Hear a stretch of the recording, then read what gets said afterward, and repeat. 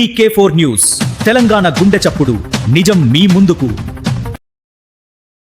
చలో కోరుట్ల అంకం రాహుల్ మరణం / హత్యపై న్యాయ విచారణ జరపాలని అతని కుటుంబానికి న్యాయం చేయాలని డిమాండ్ చేస్తూ జగిత్యాల జిల్లా పద్మశాలి సంఘం ఆధ్వర్యంలో కోరుట్ల పట్టణంలో భారీ నిరసన ప్రదర్శన నిర్వహించారు. అంకం రాహుల్ మరణంపై సిబిఐ విచారణ జరిపి దోషులను శిక్షించాలని రాష్ట్ర ప్రభుత్వం అతని కుటుంబానికి అండగా నిలవాలని వారు డిమాండ్ చేశారు.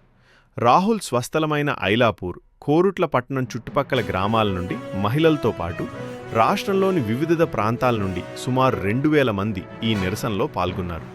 తెలంగాణ రాష్ట్ర పద్మశాలి సంఘం కార్యకలాపాలు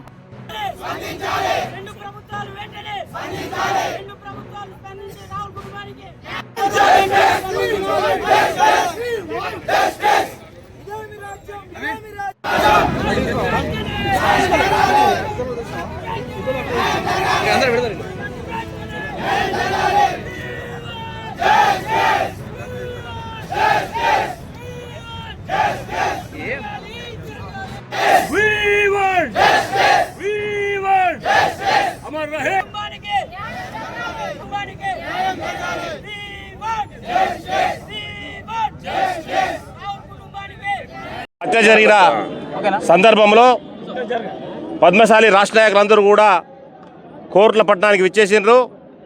రాహుల్ కుటుంబానికి న్యాయం జరగాలని ఈరోజు కోరుట్ల పట్టణంలో కుండలక్ష్మణ్ బాబూజీకి దండ వేసి నివాళులర్పించి, అదేవిధంగా రాహుల్ గారికి నివాళులర్పించి ఈరోజు ఇక్కడ నుండి పిలుపునిస్తున్నాం. రాహుల్కు ఏదైతే హత్య జరిగిందో న్యాయం జరిగేంత వరకు ఈ ఉద్యమం కోరుట్ల కాదు, రాష్ట్ర వ్యాప్తంగా ఉన్న మొత్తం మంది కూడా రాష్ట్ర వ్యాప్తంగా ఇలాంటి ధర్నాలు చేస్తామని చెప్పి ఈ ప్రభుత్వాన్ని, ఏదైతే ఆంధ్రప్రదేశ్ ప్రభుత్వాన్ని మేము డిమాండ్ చేస్తున్నాం. ఇప్పటికి కూడా రాహుల్ హత్య జరిగిన తర్వాత అది హత్య అనే విషయం అందరికీ తెలిసిందే. ఇప్పటికి రాష్ట్ర ప్రభుత్వం స్పందించకుండా ఎలాంటి ఆర్థిక సాయం ఇప్పటికి ప్రకటించలే, ఆయనకు న్యాయం చేయలే, మరి ఆ శవాన్ని కూడా అప్పుడు అప్పచెప్పలే. తల్లిదండ్రుల మనోవేదన ఇప్పటికి గుర్తించలే. దాన్ని గుర్తించే వరకు కూడా మేము పద్మశాలి సంఘం తరఫున రాష్ట్ర వ్యాప్తంగా పోరాడదామని చెప్పి తెలియజేసుకుంటూ ఈ అవకాశం మేము అందరికీ కమర్తం మురళి, నేను తెలంగాణ పద్మశాలి సంఘం రాష్ట్ర అధ్యక్షుడిని. మేము ఈరోజు కోరటకు రావడానికి కారణం గత నెల రోజులుగా, అంటే గత నెల 27వ తారీఖు మే 27వ తారీఖున మరి తప్పిపోయిన కేసులో 30వ తారీఖున మరి ఏదైతే ప్రకాశం డిస్టిక్లో శవమై తేలిన అంకం రాహుల్ గురించి మరి వాళ్ళ కుటుంబానికి మరి అలా ఏం జరిగిందో మేము గత 10 రోజులుగా మేమందరం కూడా ఎంక్వైరీ చేస్తే మరి ఇంతవరకు దోషులు పట్టుకోలేదు. మరి 27వ తారీఖు తప్పిపోతే 30వ తారీఖు బావిలో శవమై తేలిండ్రు. మరి ఆ శవమై తేలిన తర్వాత మరి ఆత్మహత్య తేల్చలేని పరిస్థితుల్లో మరి 2 ప్రభుత్వాల మధ్య సమస్య ఇది. ఇక్కడ మరి ఏదైతే కాచిగూడ పోలీస్ స్టేషన్లో, అక్కడ అదేవిధంగా రైల్వే స్టేషన్లో, సికింద్రాబాద్ రైల్వే స్టేషన్లో ఫుటేజ్లు ఉన్నాయి. ఆ తర్వాత మరి సింగరాయకొండ రైల్వే స్టేషన్ దగ్గర నుంచి 3 కిలోమీటర్ల దూరంలో ఉన్న బావిలో మరి బండరాయి కట్టి తాళ్ళతో కట్టి శవంగా తేలితే అక్కడ రైతులు చూసి అక్కడ పోలీసుని ఫిర్యాదు చేస్తే మరి 1వ తారీఖు పోస్ట్ మార్టం చేసి మరి వాళ్ళు కూడా మరి అన్నోన్ పర్సన్గా బాడీగా గుర్తించి సమాధి చేయడం జరిగింది. కానీ ఆ తర్వాత వాళ్ళక్క చెల్లె, అదేవిధంగా తల్లి మరి వనిత వాళ్ళ అమ్మగారు, అదేవిధంగా రాజేష్, హారిక వాళ్ళ చెల్లి మరి ఇన్స్టాగ్రామ్లో పెట్టిన రీల్స్ ఆధారంగా వాళ్ళు అక్కడి నుంచి కబురు చేస్తే మరి వెళ్ళిన తర్వాత DNA టెస్ట్ చేయాలి, అదేవిధంగా పోస్ట్ మార్టం చేయాలి. దాదాపుగా ఇప్పుడు మరి చనిపోయి ఇవాళకి 29 రోజులు అవుతుంది. 29 రోజులుగా ఇది ఆత్మహత్య చేయాల్చలేదు. ఆత్మహత్య చేసుకోవాల్సిన అవసరం రాహుల్కి లేదు. ఎందుకంటే వాళ్ళు నిరుపేద కుటుంబం నుంచి వచ్చి మరి 21 సంవత్సరాల వయసు, ఇటు ఇంజనీరింగ్ 3వ సంవత్సరం అవుతుండు. మరి ఏదో మరి మిసైల్ పంపారు.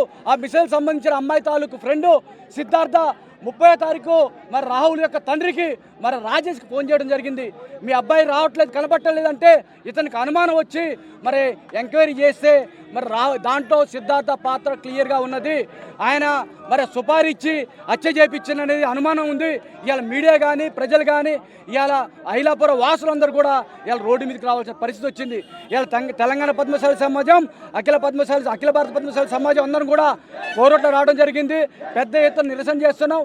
మా యొక్క విజ్ఞప్తి ఒకటే, వారు కూడా కోరింది ఒకటే, రాహుల్ తండ్రి రాజేష్ కోరింది ఒకటే, మాకు న్యాయం చేయండి. ఆయన టైలర్, వాళ్ళ మదరు బీడీ కార్మికురాలు, వాళ్ళ చెల్లె 10th చదువుతుంది. నిరుపేద కుటుంబం. మరి నిరుపేద కుటుంబానికి మేము అండగా ఉంటాం.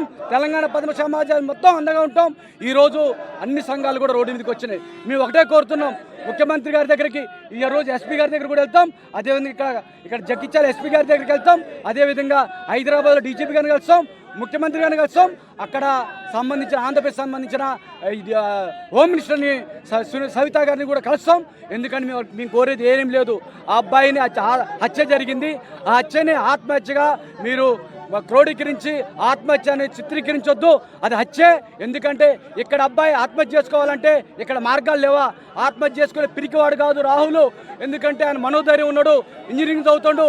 కాబట్టి ఆ హత్య కారకులైన ఎవరైనా శిక్షించాలి. ఆ సిద్ధార్థని పట్టుకురావాలి. సిద్ధార్థని పట్టుకొచ్చి మరి ఇంటరాగేషన్ చేస్తే బయటికి వస్తుంది. 2-3 రోజుల్లో వాళ్ళకి ఏదైతే రిపోర్ట్లు వస్తాయి ఈ 2-3 రోజులు తేల్చాల్సిన అవసరం ఉందని మేము తెలంగాణ పద్మశాలి సంఘం తరఫున డిమాండ్ చేస్తున్నాం, ప్రభుత్వానికి విజ్ఞప్తి చేస్తున్నాం.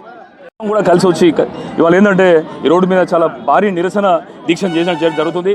మీరు అందరికీ తెలుసు, ఇక్కడ ఫోటోలో కూడా చాలా స్పష్టంగా చూపిస్తున్నా, దారుణాతి దారుణంగా రాహుల్ని హత్య చేసి దాన్ని ఆత్మహత్యగా చిత్రీకరించే ప్రయత్నం చేస్తున్నారు. దీని వెనకాల దోషులను పట్టుకోవడానికి ఇప్పటివరకు పోలీసులు కానీ ప్రభుత్వం కానీ నెల రోజులు గడిచినా కూడా కనీసానికి చీమగున్నట్టు లేకపోవడం అనేది ఏ విధమైనటువంటి సంకేతాలను ప్రజలకు ఇస్తుందో తెలియజెప్పాలి. ఎందుకంటే ప్రధానంగా 2 విభాగాలు, అటు విద్యాశాఖ కావచ్చు, ఇటు హోంశాఖ కావచ్చు, 2 కూడా ముఖ్యమంత్రి గారి దగ్గర ఉన్నాయి. కాబట్టి స్పందించాల్సింది ఎవరు అంటే ఇప్పుడు ప్రధానంగా ముఖ్యమంత్రి గారు స్పందించాలి. పక్క రాష్ట్రంలో ఇన్సిడెంట్ అయితే ముఖ్యమంత్రి గారు వెళ్ళి పరామర్శించట్లేదా? మేము ఇప్పటికే మానవ హక్కుల కమిషన్ సంప్రదించినా, అదే కోర్టులను సంప్రదించినా కూడా జ్యూరిస్డిక్షన్ ప్రాబ్లం అవుతుంది. పక్క రాష్ట్రంలో ఉన్నది మృతదేహం కాబట్టి వాళ్ళు ఏంటంటే స్పందించట్లేదు. కాబట్టి మన ప్రభుత్వం కలుగజేసుకుని ఏంటంటే పక్క రాష్ట్ర ప్రభుత్వాన్ని వాళ్ళకి ఏంటంటే వాళ్ళతోని మాట్లాడేందంటే ఆ మృతదేహాన్ని తెప్పియాలి. దాంతోపాటు ఈ హత్య వెనుక ఉన్నటువంటి దోషులను వెంటనే శిక్షించాలి. అవసరమైతే మీరు సిఐడి విచారణ చేస్తారా లేకపోతే సిబిఐ విచారణకు ఆదేశిస్తారా అనేది ఒకటి. రెండోది, కుటుంబం కూడా చాలా దయనీయ పరిస్థితిలో ఉన్నది కాబట్టి వారికి ఇటు తెలంగాణ ఆంధ్రప్రదేశ్ ప్రభుత్వాలు 2 కూడా నష్టపరిహారాన్ని ఇవ్వడంతో పాటు కాలేజీని కూడా వాళ్ళను కూడా వాళ్ళ పర్మిషన్ కూడా క్యాన్సిల్ చేయాల్సిన అవసరం ఉంటుంది.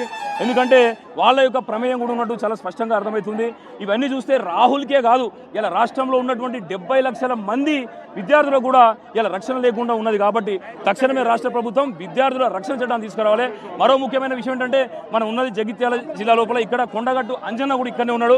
మరి కొండగట్టు అంజన్న భక్తుడైనటువంటి రాహుల్ ఇవాళ ఇక్కడ చనిపోయి ఆంధ్రప్రదేశ్లో ఉంటే మరి తరచుగా ఇక్కడికి వచ్చేటటువంటి పవన్ కళ్యాణ్ గారు కూడా ఈ ఘటన మీద ఇప్పటివరకు స్పందించకపోవడం కావచ్చు, వాళ్ళ రాష్ట్రంలో ఇరుక్కొని ఉన్నటువంటి మృతదేహాన్ని ఇక్కడికి తీసుకొచ్చేటటువంటి విషయం లోపల కూడా జోక్యం చేసుకోకపోవడం అనేది చాలా దారుణం. మరి ఇక్కడ రాజకీయాల కోసమే వస్తున్నారా, మానవత్వం లేదా అని చెప్పేసి కూడా మేము పవన్ కళ్యాణ్ గారిని కూడా మేము స్పష్టంగా అడుగుతున్నాం. ఈ రాష్ట్రానికి సంబంధించినటువంటి ముఖ్యమంత్రి, అదేవిధంగా జిల్లాకు సంబంధించినటువంటి మంత్రులు పొన్నం ప్రభాకర్ గారు కావచ్చు, అడ్డు లక్ష్మణ్ గారు కావచ్చు, వివేక్ గారు కావచ్చు, ప్రతి ఒక్కరు కూడా స్పందించాలి, కుటుంబానికి అండగా ఉండాలి, న్యాయం జరగాలని చెప్పేసి కోరుకున్నాం. ధన్యవాదాలు. నా కొడుకు చనిపోయి ఏనాటికి 1 నెల రోజులు అవుతుంది. కనీసం మాకు డెడ్ బాడీ కానీ కనీసం ఇన్వెస్టిగేషన్ కానీ ఏమీ చేయట్లేదు. కాచిగూడ పోలీసులు రోజు ఫోన్ చేసుకుంటూ అడుగుతున్నారు, అయినా కానీ ఎంక్వైరీ ఏం చేయట్లేదు. వాళ్ళకు కొన్ని ఆడియోలు కూడా పంపించినాం, సాక్ష్యాధారాలు కూడా పంపించినాం. అయినా కానీ ఎవరైతే మా అమ్మాయిని బెదిరించారో వాళ్ళ మీద యాక్షన్ తీసుకొని వాళ్ళను లోపలేసి ఇంటరాగేషన్ చేయాలన్న ఇది ఏమి చేయట్లేదు. ఎందుకంటే ఉన్నోనుకో న్యాయం నడుస్తుంది, ఇక్కడ లేననుకోక న్యాయం నడుతుంది. మీరు అడిగితే ఏం చెప్పారు? ఇన్వెస్టిగేషన్ చేస్తున్నామని చెప్పారు, రోజు ఫోన్ చేసి అడుగుతున్నాము, ఇన్వెస్టిగేషన్ చేస్తున్నామని. ఇవరకు 1 నెల రోజులు అవుతుంది. ఒకవేళ ఉన్నోడు కానీ ఏదైనా పాలిటీషియన్ కొడుకు కానీ ఇప్పుడు చనిపోతే గిట్లకి 1 నెల రోజులు చేస్తారా? మరి ఎందుకు? దయచేసి మాకు న్యాయం చేయించాలని కోరుతున్నాం.